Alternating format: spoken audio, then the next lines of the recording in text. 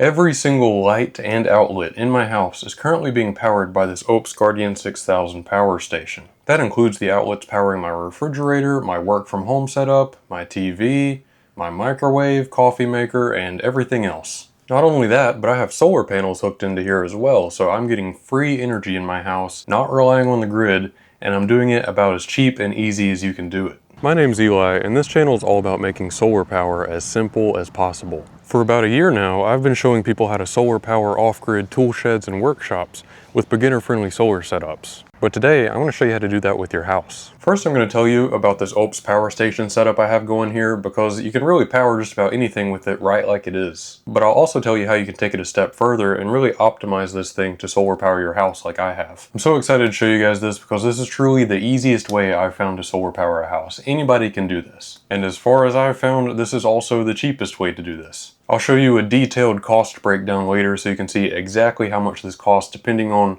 how you configure your setup. So this Oupes power station or solar generator, whatever you want to call it, by itself is significantly cheaper than the other brands out there. I'll throw a little price comparison up on the screen so you can see how it compares to other similar brands with similar specs. When I was looking for a power station that could power my home, this one stood out to me not only because of the price, but because I've received several comments from you guys telling me I should check this brand out. One of the main things I heard is that they had really good customer service. And so about a month ago when I first got this power station, I actually called their customer service just to test, and I was actually able to talk to a real English-speaking person very easily. What's really cool about the Guardian 6000 is it's a dual voltage generator, meaning it can power 120 volt items like lights and outlets, but also 240 volt items like your dryer or your oven. It has a port on the side for a 4-prong generator cable, so you can plug it into your home's transfer switch just like a gas generator. The Guardian 6000 can put out 3600 watts at 120 volts or 6000 watts at 240 volts, and it can surge up to 9000 watts.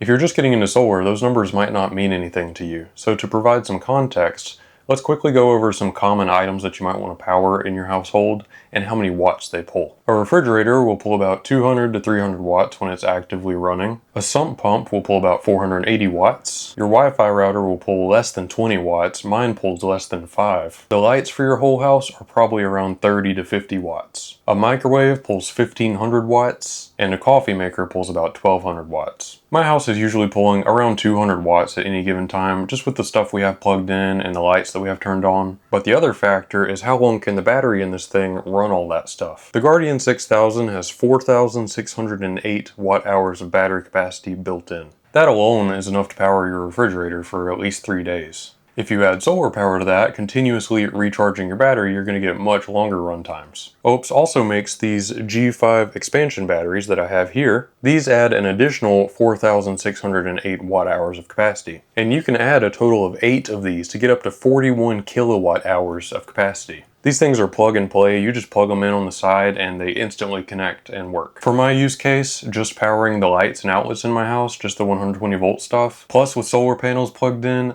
I won't ever need that much battery capacity, but I've been using this setup for about a month now, and I found that one expansion battery does make a huge difference. You can make it work without the expansion battery. I did that for a couple of weeks. You're just going to have to be conscious about how much energy you're using. Every time we ran the dishwasher or plugged in the crock pot, I'd open up the Oupes Clean Energy app and just watch the battery trickle down. I eventually got to where I just didn't really want to think about it, so I ended up switching the circuits for my kitchen back over to grid power. But with one of these expansion batteries, you can go a lot longer without having to worry about running out of juice, especially with solar power coming in. You plug your solar panels in on the side with an Anderson connector that comes included in the package, and the Guardian 6000 can handle up to 2100 watts of solar. I originally just had a 450 watt folding solar panel sitting out in my yard, but I really wanted to get to the point where I had enough solar input coming in that I really don't even have to think about this at all. Plus those folding panels are meant for more temporary use, not long-term outdoor use. So what I ended up doing was connecting 4 200 watt panels together in a series.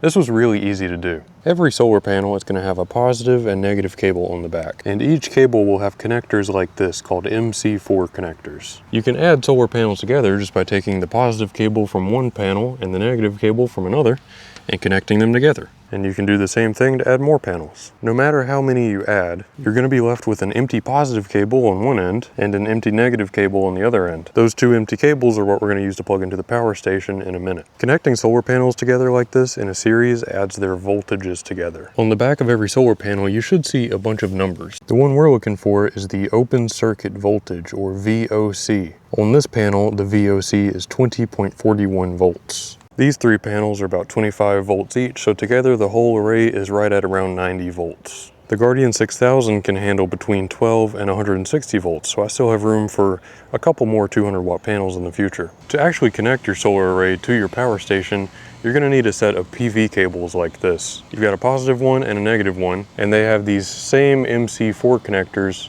on either end. So you can take your positive PV cable and plug it into the empty positive on your solar panel array, and then plug your negative PV cable into the negative side of your solar panel array. Now I'm just going to run my PV cables through a partially open window into my laundry room for now. Okay, we're inside my laundry room where I keep my Guardian 6000, and here's the other end of those PV cables. I've got the positive and the negative end. So what we're going to need is an adapter that can take the MC4 side of the PV cables and turn it into an Anderson connector that'll plug right into the Guardian 6000. Fortunately, this adapter comes with the Guardian 6000. I'm going to plug the positive into the positive and the negative into the negative. Now we can plug this into the power station.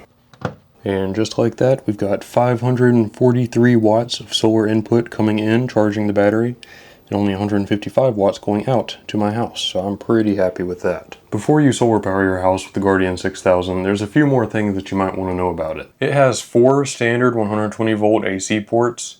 It has this 30 amp port for things like a dryer or a well pump, a 240 volt AC port meant for more heavy duty appliances, and this port is where you can plug in an RV. It also has a USB-C port that can put out 140 watts, 2 USB-A ports, a cigarette lighter port, and an XT90 port. I didn't even know what that was for. Apparently some like drones, e-bikes, things like that use XT90 ports. You can also charge the Guardian 6000 from the grid using the AC port. I have mine set to charge from the grid at 400 watts if needed, and that's adjustable in the app. The app connects to the Guardian 6000 via Bluetooth or Wi-Fi and gives you a ton of settings that you can customize. You can even schedule routine activities. So for example, you could set it to charge itself from the grid at night when grid power is cheaper. Before I got this expansion battery, I had mine set up to charge every night from midnight to 4 a.m. just to make sure I had enough juice to get through the night. At 4 a.m. the AC charging would stop and then it would charge from solar all day. You can even set it to conserve a certain amount of battery in case a power outage would happen. That way you know you're going to have some backup power ready to go. I have mine set to charge up to 90% and discharge down to 10%. Apparently that's healthiest for the battery. After a month of using the app, it is a little bit buggy here and there when you're trying to set the routine activities. It does everything it needs to do, just sometimes you have to like save an activity multiple times for it to actually save and start working. It can be a little annoying, but besides that, it gets the job done.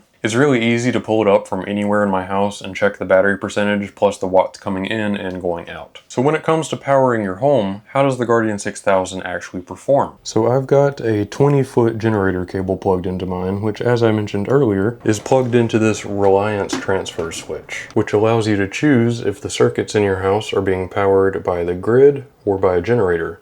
As you can see, all of mine are flipped to generator. And keep in mind, this is just my sub panel, just lights and outlets. The only outlet in my whole house that I don't have wired up through this transfer switch is that one. That way I always have a source of grid power to plug the Guardian 6000 into if I need to. You can actually leave it plugged into the wall all the time. And then in the app, you can set it to where it'll charge only off of solar until it hits a certain battery percentage. Like here I have it set at 15%, so when it hits 15%, it'll pull from the grid. That way you know you're never going to run out of power. So you can see that this is a fully self-sustaining system that's going to shave a little bit of money off of my electric bill every month, especially once I add a couple more solar panels. If you have enough panels to get close to that 2100 watt mark, you're set. I think the way that I have this set up is pretty much perfect for what this unit can do. But if you have any suggestions on how I can improve this setup, please let me know down in the comments below. I'll leave links down below where you can purchase everything I mentioned in this video, and Prime Day is coming up, so this is a good time to buy all of this stuff. So how much does all of this cost? The Guardian 6000 alone goes for about $1,600. You can get it in a bundle with one G5 expansion battery for about $2,500. 200-watt solar panels are going to run you about $150 a piece, so for 4 like I have, that's $600. The transfer switch, as I mentioned, was $300. If you pay somebody else to install it, that'll probably be an additional $300 for the installation. So we'll say $600 for that. And then I believe the PV cables I got cost like 30 bucks. Lastly, I got a 20-foot generator cable, and it costs about $50. So the total price for this whole setup is about $3,780, which I know is not chump change and not everybody can afford that. But if you're looking to add solar power to your house, this is the cheapest way that I found to do it. If you want to get into solar powering your entire house, like your central heating and air, you're gonna have to drop a lot more money than that. So I feel like this is a pretty realistic entry-level starting point to solar powering your house. I'm really happy with how this is performing for me so far. I haven't done the math yet to figure out like how long it's gonna take to pay for itself, but it will eventually. So I'll do a follow-up video in the future after I've used this for a little longer and go over sort of the cost savings I'm experiencing and all the numbers about how long it's going to take to pay itself off. Alright, so I hope you found this helpful. I hope you enjoyed this video. If you did, make sure you like and subscribe. I post stuff like this every week, so make sure you check out my other videos, and I'll see you in the next one. Thank you for watching.